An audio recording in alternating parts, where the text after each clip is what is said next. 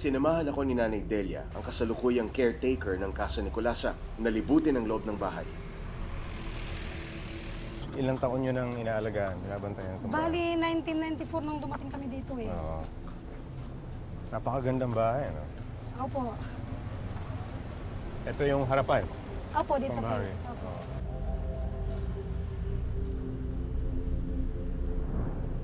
Ikutin natin itong bahay. Oh, sige po.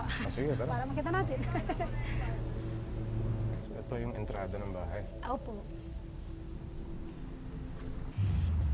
Medyo mababa na, no?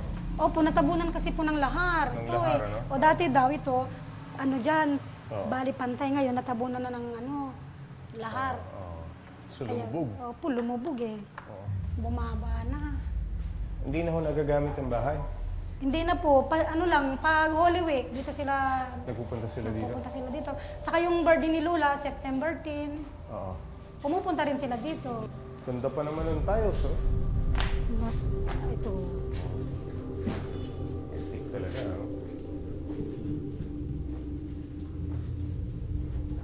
Yung bahay nun sila.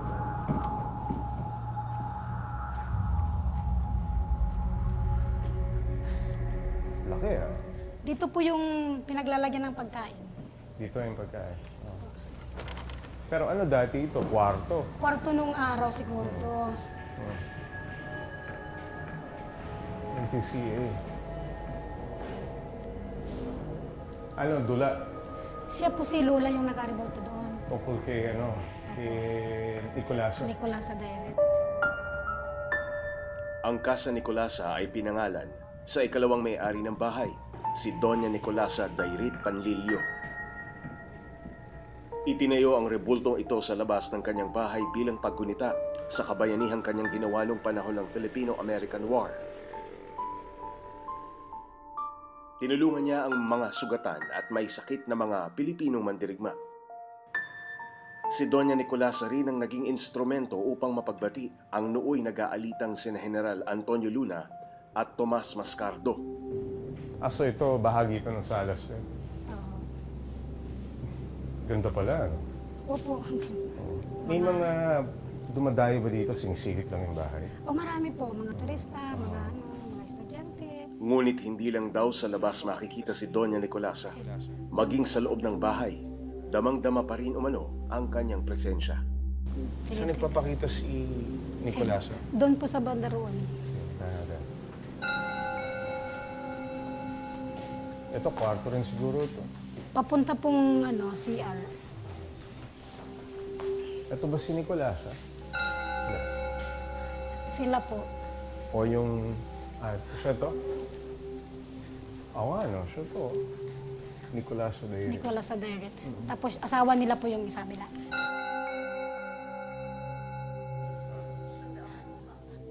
Oh.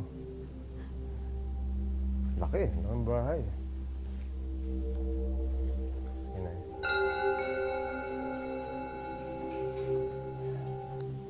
Saan ho nakikita si Colaso? Si Nanay Nicolaso. Palagi siya dito sa Dito. parang, Dito siya nakikita palagi. dito siya nakikita. Pati rocking chair niya. Kasi yan nakalabas dati yan. Oo. Diyan. Dito, sa lugar na to. Dito sa lugar na to.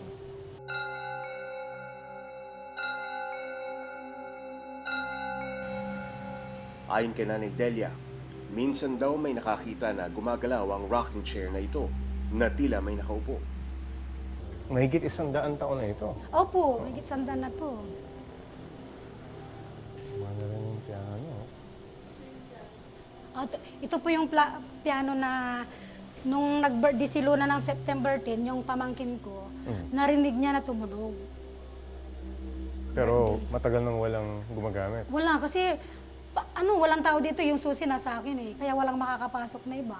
Nagtataka yung pamangkin ko, tumunog. Sabi ko, ay Diyos. Paano?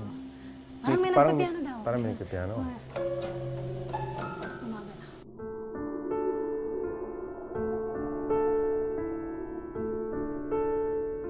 Yung tunog ng piano parang dito galing. Oo.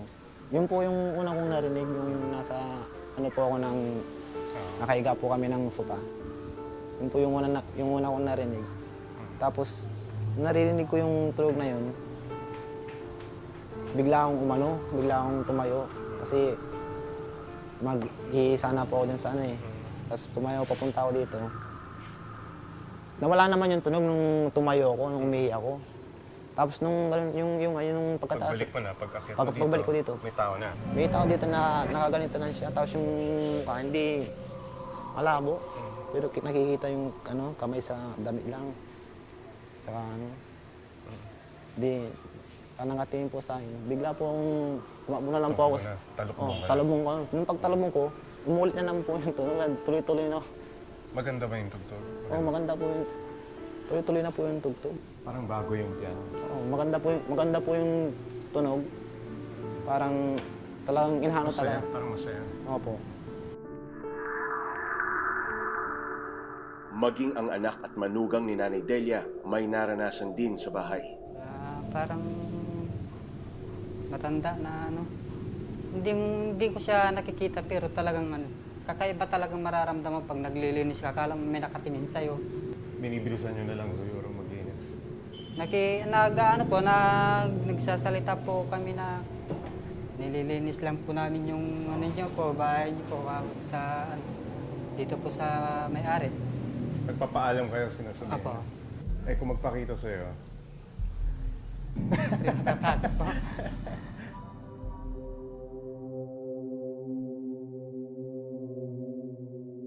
Noong pong September 10 po, tanghali po, nagsasampay po ako dito. Tapos po, pauwi na po ako, bababa po ako dito. Lumingon po ako sa may bintana, may nakatalikod na matanda. Opo, nakatalikod po. Tumakbo na lang po ako pauwi.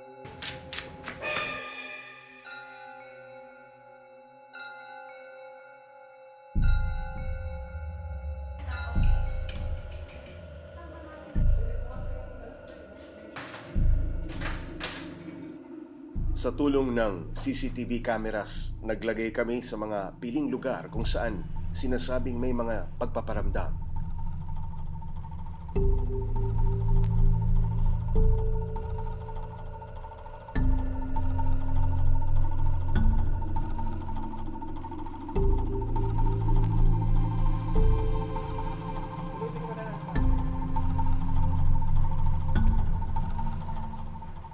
Ngunit sa umpisa pa lang, nagkaroon agad ng problema.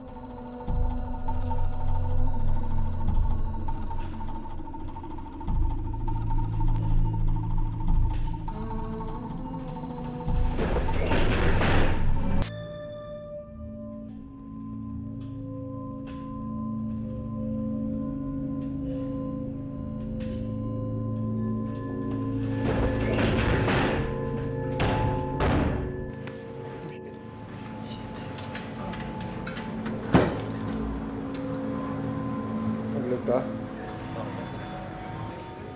Ha? Bugo? Sa kabutihang palad, galos lang sa baba ang natamo ng crew.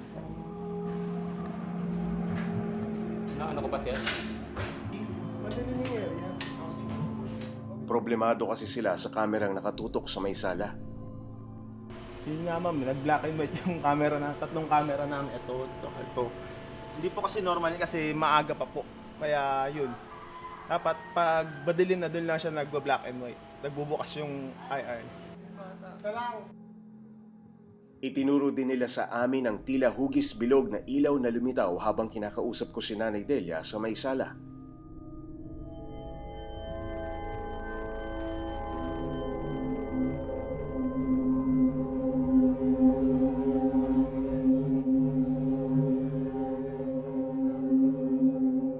Pagkagat ng dilim, dumating naman ang grupo na tutulong sa amin sa investigasyon. Sila ang mga miyembro ng tinatawag na Profilers of the Unknown na nag-iimbestiga ng mga sinasabing haunted house. Before tayo pumasok kung mismo dun sa bahay, ano yung impression nyo? Ano yung ina-expect nyo natin? Kasi Actually, this is more than 100 years old na bahay. ako medyo sensitive ako Ah. The moment na I looked at the house, may nakita ko nakadungaw dun sa window.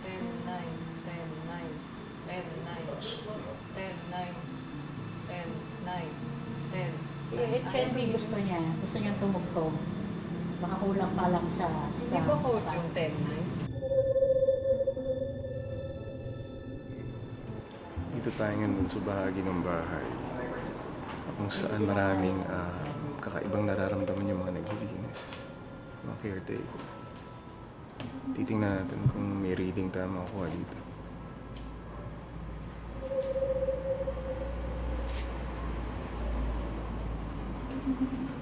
Uneasy dito, no? Parang ang bigat. Tapos, for some reasons, parang ang hirap kuminga. Opo, sabihin ko tayo. Mahirap kuminga dito sa area na to. Parang may kakaiba. Merong feeling na parang mabigat siya, mahirap huminga. Although theory kasi, pagka daw nando ka sa isang place na may paranormal activity, pag medyo marami yung number ng ghost, you find it difficult to breathe kasi parang crowded. Nagsolo ang grupo sa paglilibot. Sa pagkakataong ito, wala na silang nakitang enerhiya sa EMF detector. Ngunit mataas daw ang reading nito nung ako ang kasama nila. Kaya minabuti nilang ako na lang daw mag-isa ang kumausap sa mga nagpapakita sa loob.